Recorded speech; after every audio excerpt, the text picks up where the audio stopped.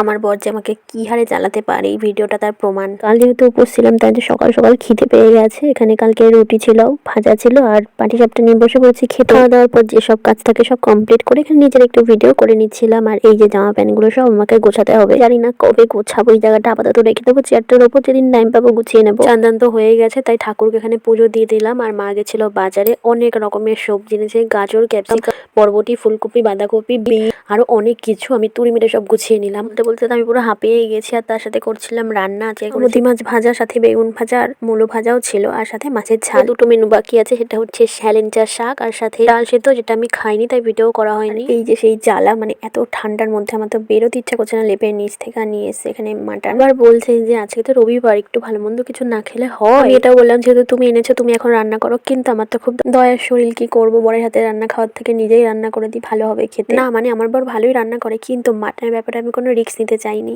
By সবাইকে।